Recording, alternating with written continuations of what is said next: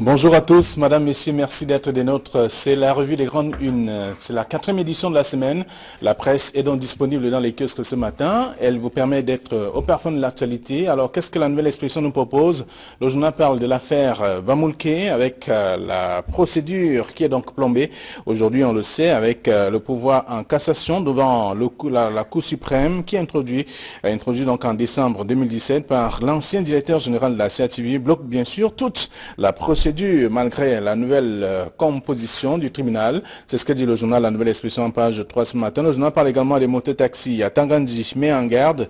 Le ministre de l'administration territoriale donne 3 mois aux conducteurs à Douala pour se conformer à la loi. Donc c'est en page 2. Eh bien, on peut parler de la journée de la poésie avec des mots et encore des mots. Donc, les activités culturelles relatives justement aux arts oratoires se sont achevées avec une dernière journée consacrée à la poésie. C'est en page 11. On va lire aussi autre chose. On parle de l'immigration clandestine. Douala 5e entre dans la lutte. C'est ce qu'on peut lire également dans le journal en page 5 de ce matin. Le journal Info Matin qui est dans les kiosques parle aussi de toute autre chose, parlant de succession de Paul Biya, un militant du RDPC, mais Jeune Afrique à nu, délégué donc à la propagande et à l'éducation du comité de base de Mélon Centre. Michel Mobio s'insurge d'ailleurs avec vigueur contre les insinuations du journal de Béchi Ben Yamed, donc à lire dans le journal en page 3. On parle également de la fuite des athlètes, le ministre des Sports au cœur de l'immigration clandestine, c'est ce que dit le journal. Depuis une dizaine d'années, on constate qu'il y a toujours des Camerounais qui disparaissent lors des compétitions internationales et on décrit tout cela dans le journal en page 11 ce matin. Le journal s'intéresse aussi au Conseil national de la consommation. Que se passe-t-il concrètement? De toute façon, on parle bien entendu de la nouvelle présidente et invitée donc à suivre notamment ce qui doit être fait sur le terrain. Le Premier ministre et le ministre du Commerce l'ont d'ailleurs installé officiellement il y a quelques jours, c'était il y a 2 jours précisément. Donc Luc Magloire Margatana lui a prescrit bien sûr des directives à suivre sur le terrain. C'est ce qu'on lit également dans ce journal disponible ce matin. Autre chose à lire dans la presse, disponible aussi dans les kiosques.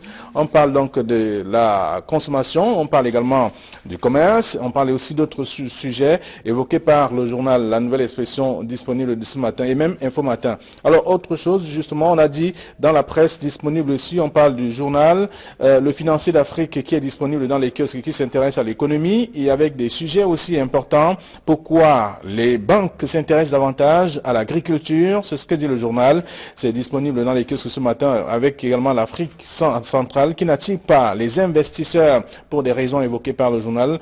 À lire donc dans le numéro qui est dans les kiosques. Signature s'intéresse à Florent Etoga, qui est d'ailleurs le dernier, en tout cas l'un des grands journalistes qui a été responsable, directeur général de la CATV. La CATV à l'époque, ça s'appelait CTV. Et cette fois, il a aussi été directeur général de plusieurs autres structures, mais qui est décédé. Et aujourd'hui, le journal lui consacre toute une page pour comprendre également qu'est-ce qu'il a fait par le passé. Il a été un modèle pour des jeunes journalistes aujourd'hui. C'est à découvrir dans le même journal Signature. De ce matin, Signature qui parle également du Social Democratic Front et le RDPC match nul. Ce n'est des titres également dans le cadre des sénatoriales dans les régions anglophones à lire dans le journal disponible.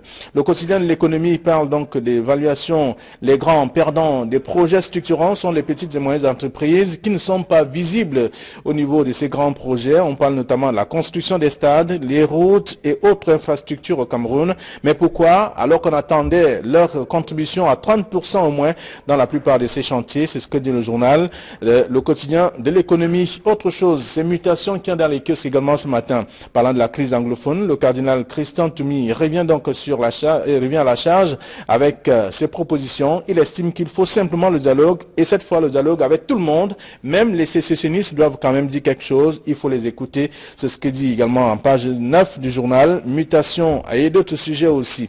Le journal Le Quotidien Le Jour parle des documents officiels, des secrets d'État dans la rue.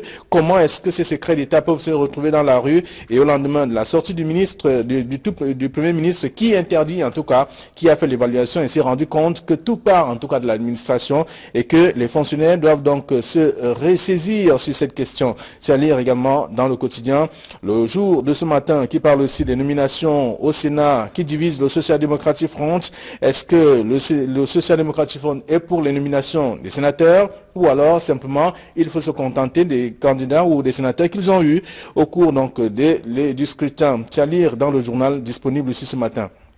On retrouve également dans les kiosques aussi Cameroun Tribune qui parle de paix et unité nationale, l'appel des évêques à lire dans le journal. Donc avec tout ce qui a été dit sur cette question et même on observe simplement qu'il y a également des engagements qui ont été pris par ces derniers pour ramener la paix dans le pays et également inviter les Camerounais à comprendre qu'il y a toujours la paix qui reste un principe important pour notre pays. C'est dans le journal. L'essentiel s'intéresse à Paul Biya, candidat des populations Sawa, du peuple Sawa. C'est ce que dit le journal, avec également ce peuple qui a rencontré le ministre de l'administration territoriale il y a 2 jours. Et ils ont décidé de rappeler, en tout cas, dit que c'est le meilleur risque. Donc il faut le ramener au perchoir, j'allais dire, à la tête de l'État du Cameroun pour le prochain mandat. C'est ce que dit le journal également, l'essentiel. Voilà du moins ce que la presse propose ce matin, celle que nous avons reçue à notre rédaction.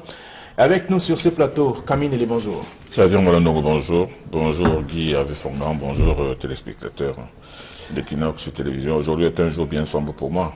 Ça fait 2 ans jour pour jour que mon petit frère, Soso Georges Nélé, je descendais du plateau de la revue des Grandes Unes.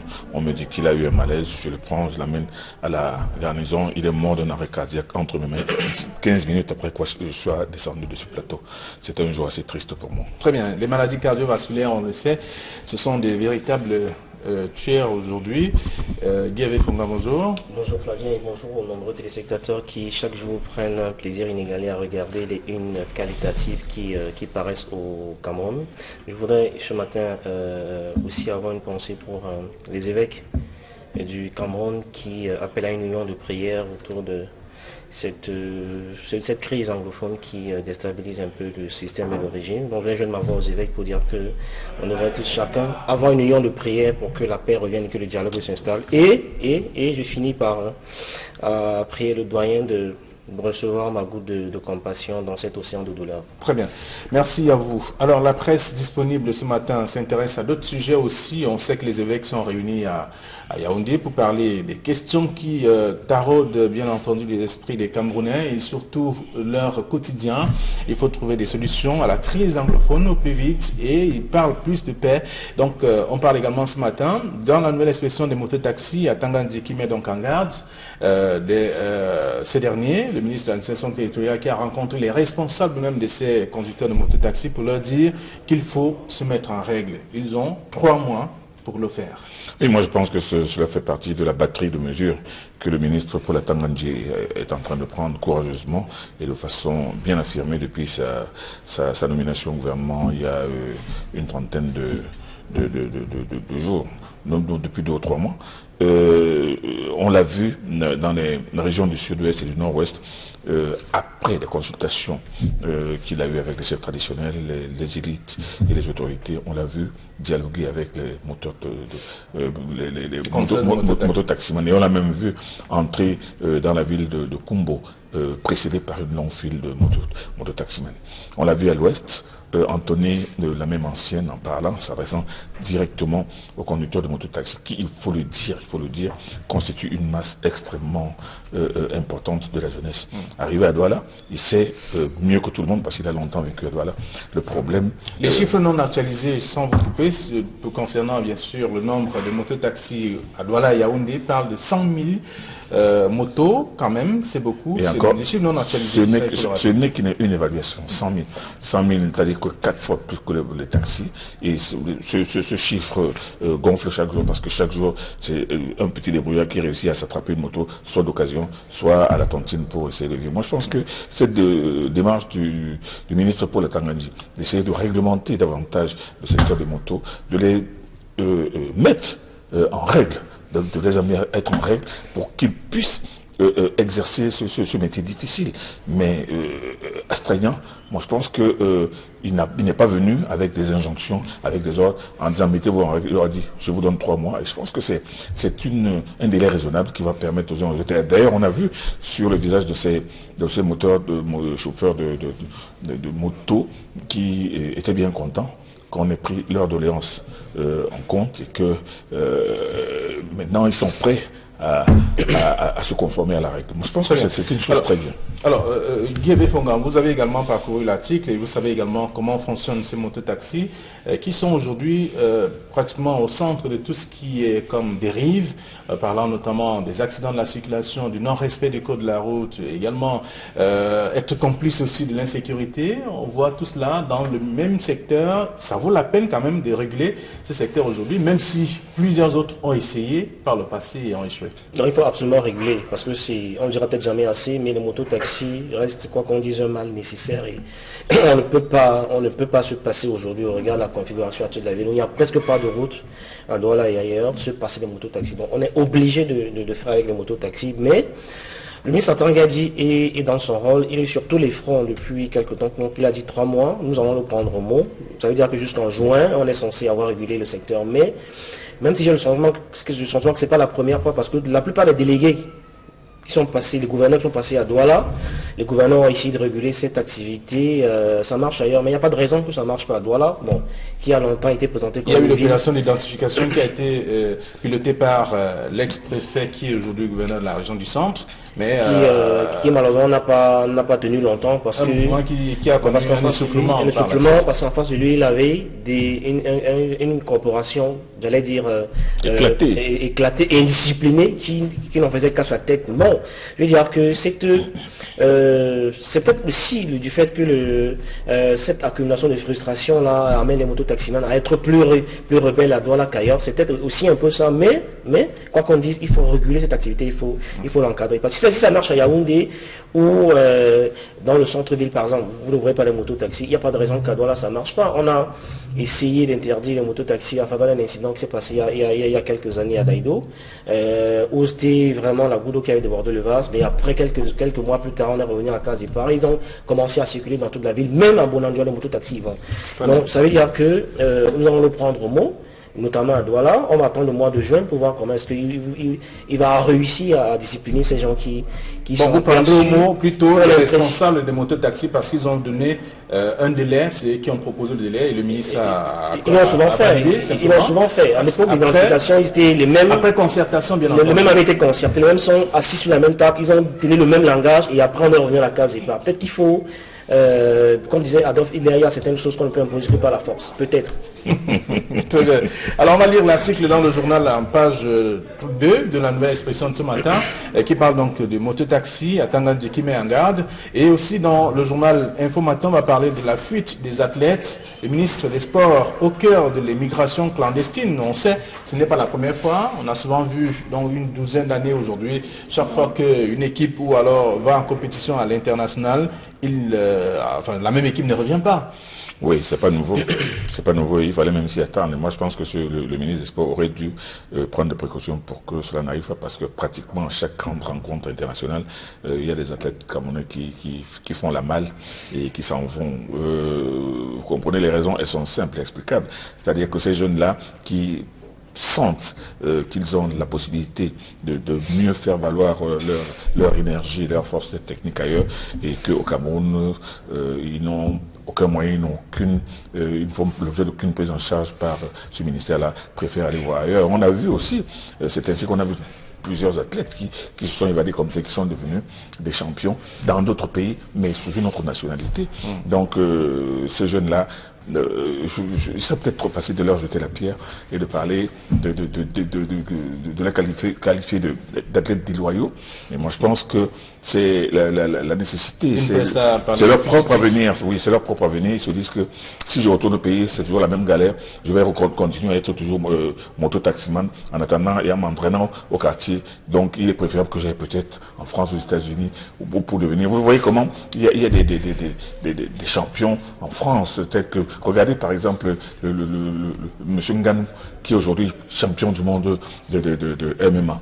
Il est parti du Cameroun, en quelques mois, il est devenu champion de France. Aujourd'hui, il est sur tous les grands rings des États-Unis. Non, les jeunes se disent peut-être qu'à cause justement du manque d'encadrement du ministère des Sports, à cause de du manque de volonté politique du Cameroun de mieux encadrer la jeunesse, ils peuvent peut-être aller tenter leur chance ailleurs. Bon, c'est regrettable, parce que comme ils s'en vont comme ça, c'est le Cameroun, en fait, c'est l'équipe du Cameroun encore qui perd des valeurs. Donc, quand l'Info Matin dit que le ministère des Sports au centre de l'immigration clandestine, en réalité, il veut sous-entendre que le ministre lui-même, ce ministre est lui-même responsable justement de cette immigration clandestine. Alors, puisque ce n'est pas le premier cas, en tout cas, il y a toujours eu, le même nombre n'est pas, ou ne va pas revenir au Cameroun.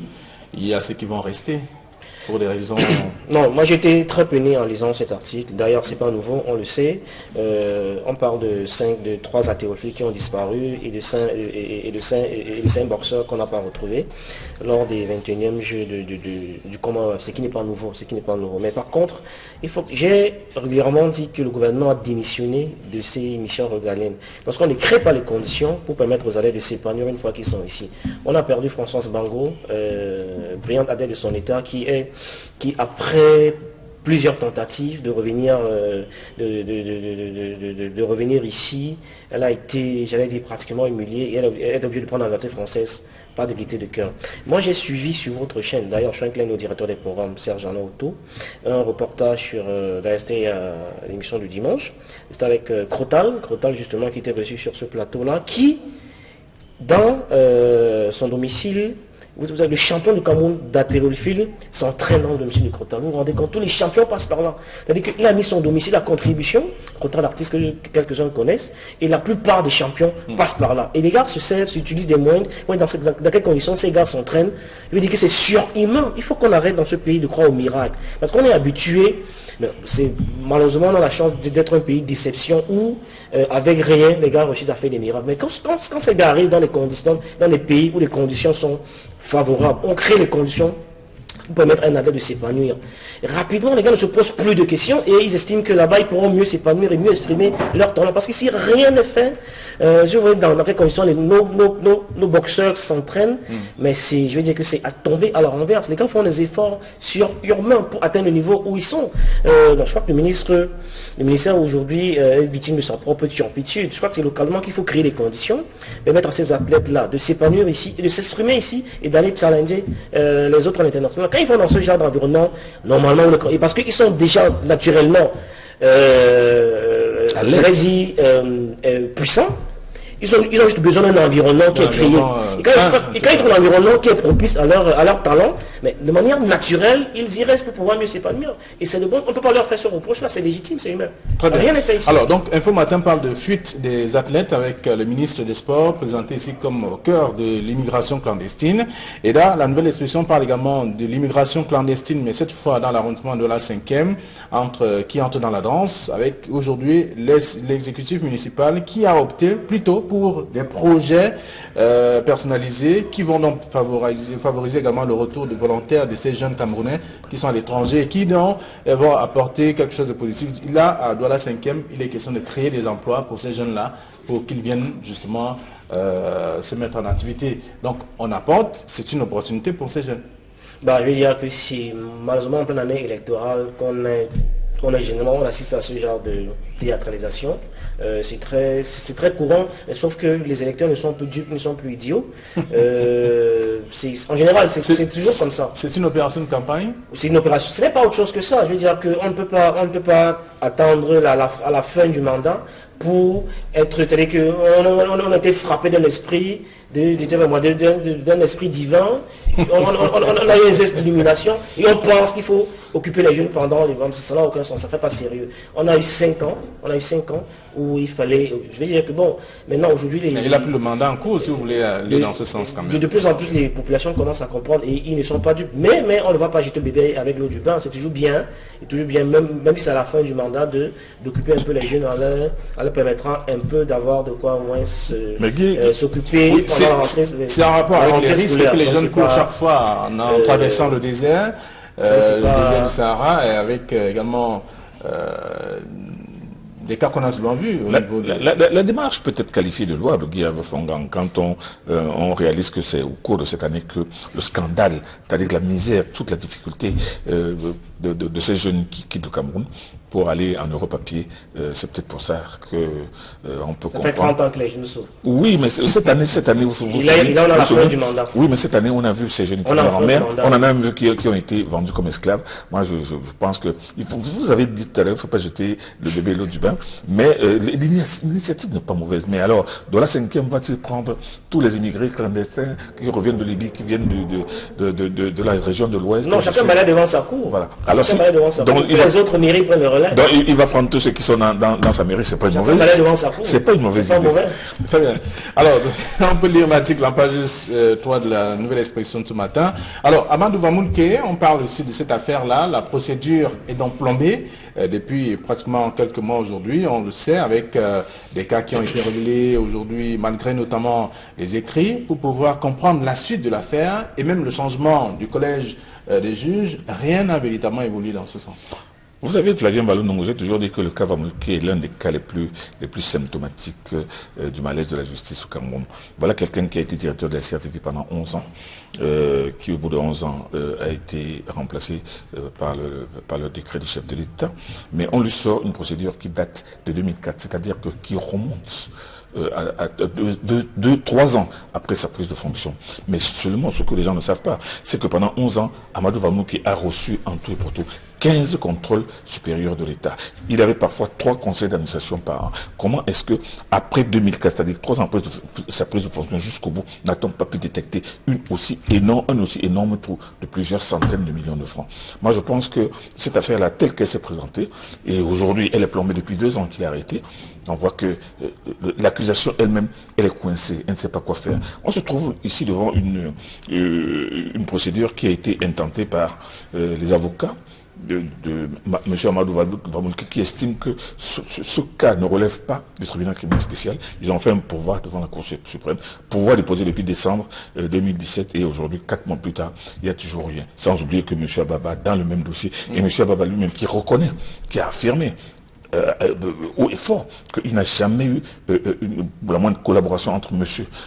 Vamoulke et lui pour ce qui concerne les redevances audiovisuelles et M. Amadou Vamoulke a démontré comment ça se passe. C'est-à-dire que ces redevances venaient du ministère des Finances, elles tombaient directement dans le service des redevances, et maintenant quand il y avait des besoins, il lui était exprimé, des besoins de télévision, et il accordait la signature. Il ne touchait pas, il ne gérait pas, mais il gérait ce qui était se présenté comme besoin. Donc pendant 11 ans, on n'a pas pu découvrir qu'il y a un vol qui s'est passé 3 ans après sa prise de fonction. C'est une affaire qui ressemble un peu à celle de Maître Arissou. On va se retrouver au bout de 4-5 ans, on va le condamner pour tentative de complicité, de détournement, de ceci ou de cela.